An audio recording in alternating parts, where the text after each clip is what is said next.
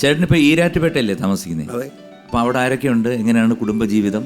എൻ്റെ വീട്ടിൽ എൻ്റെ ഭാര്യ ഉഷ, പിന്നെ എൻ്റെ മൂത്ത മകൻ ഷോൺ ജോർജ്, ചാക്കോച്ചെന്നാണ് വിളിക്കുന്നത്. അറിയാം. ഷോണിൻ്റെ ഭാര്യ നമ്മുടെ പാർവതി, പാറു എന്നാണ് വിളിക്കുന്നത്, ജയച്ചൻ്റെ മോള്. അതെ. പാറുവിൻ്റെ മക്കൾ ഷോണിൻ്റെ മക്കള് 2 പിള്ളേരാണ്. ഒന്ന് നമ്മുടെ അപ്പുവും അമ്മുവും. അപ്പു എൻ്റെ കൂടുതൽ കിടക്കുന്ന അമ്മു വരും. ചിലപ്പം രാത്രി കിടക്കുമ്പോൾ അമ്മുക്കുട്ടി വന്ന് വഴക്കുണ്ടാക്കും.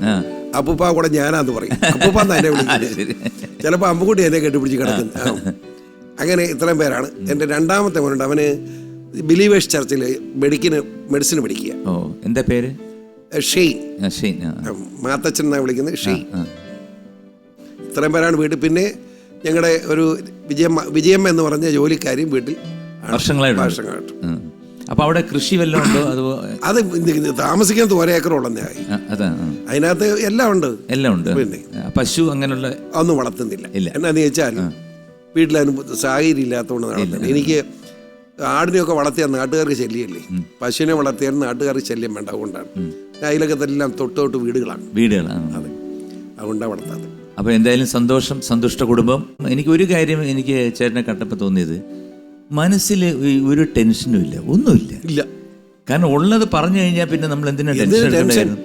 അതിന്റെ ആവശ്യം കാരണം എനിക്ക് ഒരു കാര്യത്തിലും ടെൻഷൻ ഉണ്ടാവാറില്ല. കാരണം നാളെ എന്താന്നുള്ളതിനെ പറ്റി എനിക്ക് ചിന്തയില്ല, അറിയില്ല. പിന്നെ എന്താണ് അത് എന്ത് വന്നാലും സന്തോഷത്തോടെ നേരിടണം. ആ ഒരു മാനസികത എനിക്ക് ഒരു വലിയ കഴിവാണത്. കാരണം എല്ലാവർക്കും കിട്ടുന്നൊരു കാര്യമല്ല, ഒരു വലിയ കഴിവാണ്. എന്തായാലും സവാരി ഗിരിഗിരിയിൽ 3ാമത്തെ ചോദ്യം ഇതാ, ഒരു വീഡിയോ.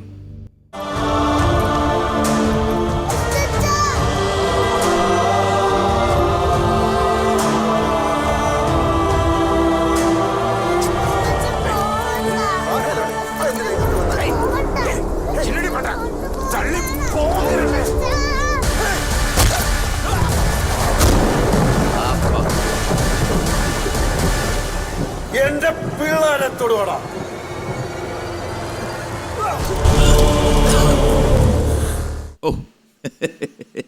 ഒരു രക്ഷയില്ല.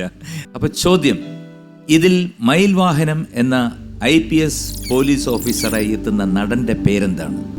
John Vijay, Vijay Menon, Vijay S. John. Vijay S. John ആണോ? വിജയ് S. ജോൺ ആണോ? എനിക്കൊരു സംശയം. ഞാൻ ആദ്യം പറഞ്ഞ ലോക്ക് ചെയ്യും. വിജയ് S. ജോണിനെ ഞാൻ എടുത്തിട്ട് പൂട്ടിയിരിക്കുകയാണ്, അവിടെ കിടക്കട്ടെ.